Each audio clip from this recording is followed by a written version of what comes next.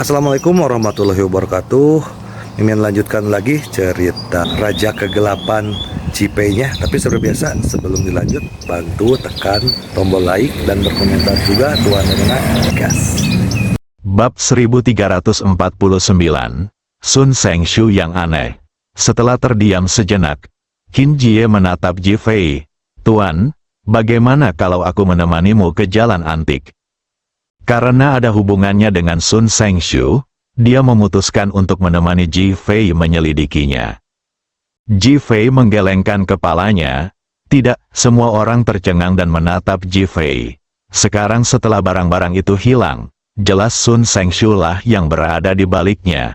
Keluarga Wu hanya tidak beruntung dan menjadi alat yang bisa digunakan. Ji Fei seharusnya ingin pergi mencari Sun Sengshu.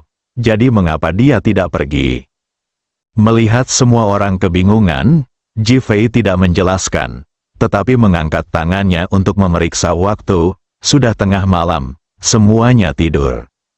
Dahi, semua orang awalnya mengira Ji Fei hanya berbicara santai, atau akan menjelaskan mengapa dia tidak pergi.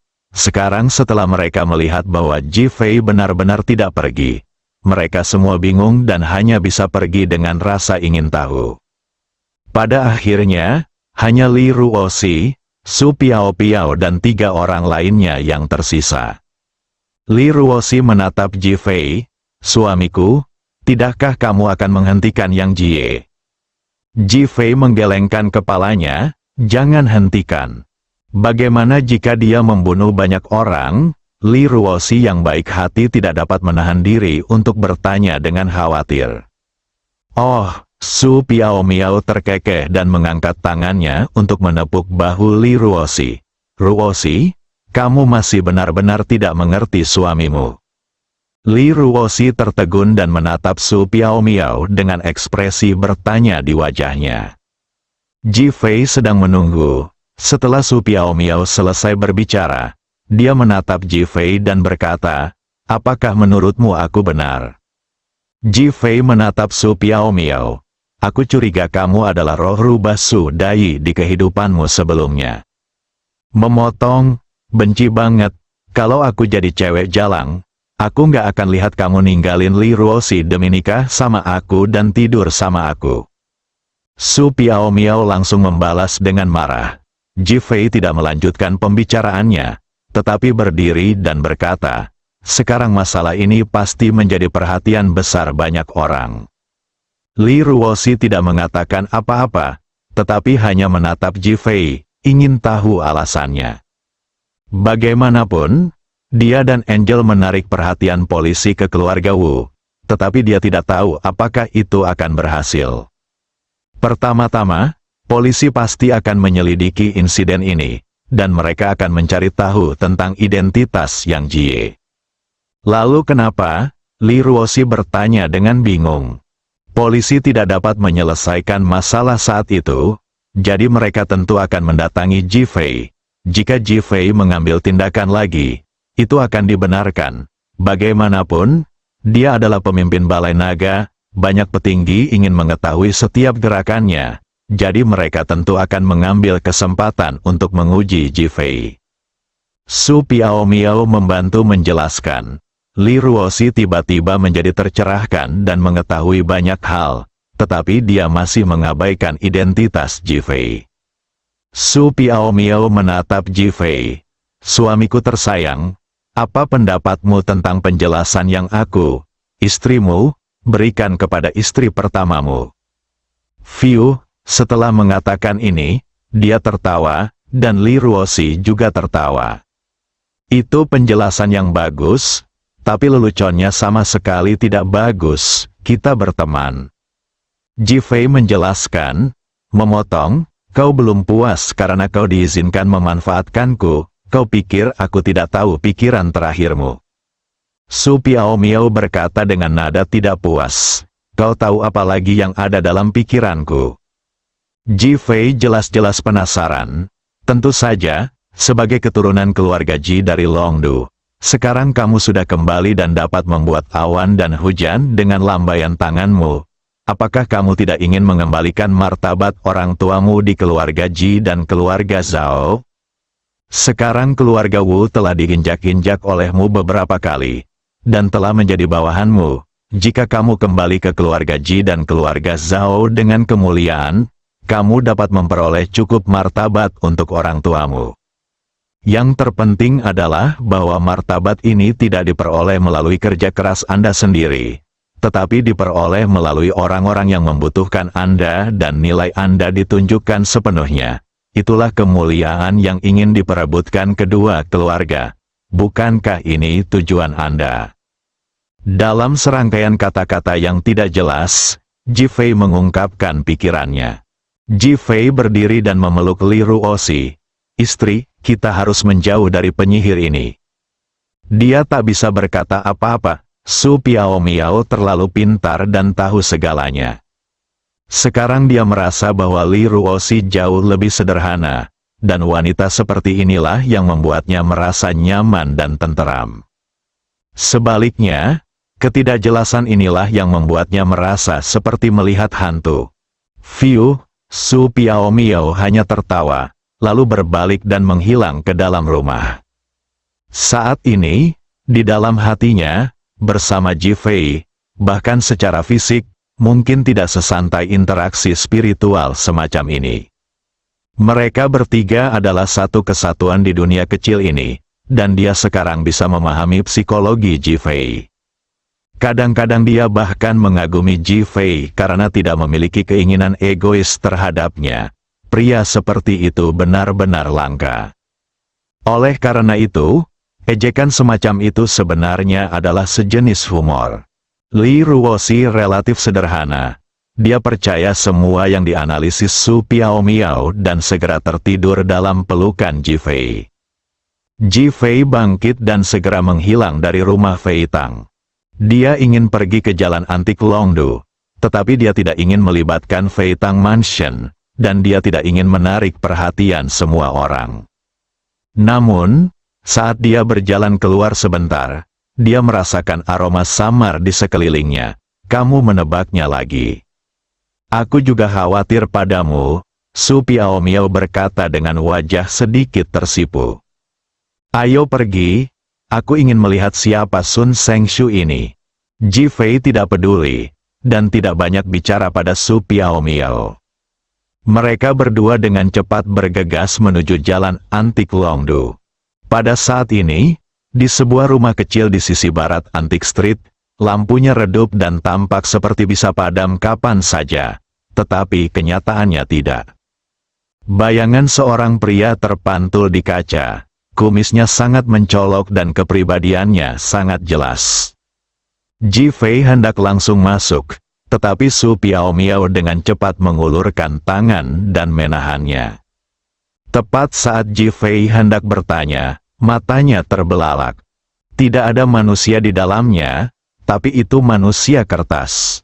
Orang ini sangat pintar, dia mampu memprediksi kedatanganmu dan sudah mempersiapkan diri dengan baik. Su Piaomiao berkata dengan ringan, ada kilatan dingin di mata Ji Fei. Tiba-tiba dia merasa bahwa lawan yang belum pernah dia temui di Longdu ini tampak sangat luar biasa. Dia benar-benar dapat menghitung rencananya dengan akurat. Apa sebenarnya tujuannya, dan bagaimana jika ada pengaturan lain di dalamnya? Menarik, mulut Ji Fei melengkung, ayo pergi. Su Piaomiao segera menarik Ji Fei keluar. Kedua orang itu menghilang, dan tidak jauh dari tempat mereka baru saja berdiri.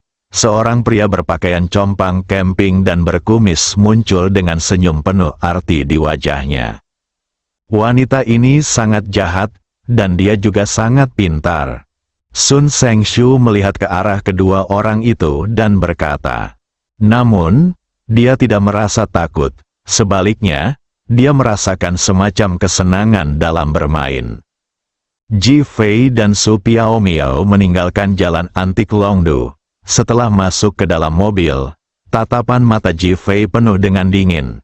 Dia tidak terbiasa bersikap pasif. Menurutku, jangan gunakan Juli sebagai umpan. Pihak lain sekarang sangat aneh. Kamu harus memastikan keselamatannya dan kemudian mencari tindakan pencegahan. Su Piaomiao memandang Ji Fei dan menyarankan, ayo pergi. Setelah Ji Fei selesai berbicara, dia menyalakan mobil dan menuju ke pinggiran kota. Kami awalnya ingin menunggu untuk menyelamatkan Julie, tetapi sekarang kami harus melakukannya lebih awal. Bab 1350 Selamatkan Yang Jie dan pergi bersama pinggiran barat Longdu. Ketika Julie terbangun, ia melihat alam liar di sekelilingnya. Ia tidak hanya sedikit takut, tetapi tubuhnya bahkan sedikit gemetar. Ia segera melihat sekelilingnya. Apakah kamu sudah bangun? Tiba-tiba suara seorang pria terdengar. Julie tertegun. Suara itu terdengar familiar, tetapi dia tidak ingat di mana. Siapa kamu? Seorang pria bertopeng muncul di hadapan Julie. Meski wajahnya tidak terlihat, Julie tahu bahwa pria itu adalah pria kulit putih yang tinggi. Pria itu adalah Pers. Pers tidak mengatakan apa-apa, tetapi tidak ada niat membunuh di matanya. Bahkan ada kelembutan di matanya saat dia menatap Julie. Apakah kamu mengenalku? Julie menekan kegugupannya dan bertanya ragu-ragu karena penasaran. Mengapa kamu ingin mengikuti Ji Fei? Alih-alih menjawab pertanyaannya, Pers malah bertanya balik. Julie mendengar ketidakpuasan dan bahkan sedikit kemarahan dalam suara Pers, dan dia sangat menyadari bahwa ada sesuatu yang salah. Saya hanya mencari pekerjaan. Kamu berbohong padaku, Pers sedikit bersemangat. Ekspresi Julie menegang, pihak lain benar-benar tahu. Aku melihat kegembiraanmu saat kau melihat Ji Fei. Di matamu, dia adalah kekasihmu. Nada bicara Pers menjadi lebih bersemangat. Julie tidak berkata apa-apa, hanya menatap pria itu. Ia ingin tahu siapa pria itu dan mengapa ia peduli padanya.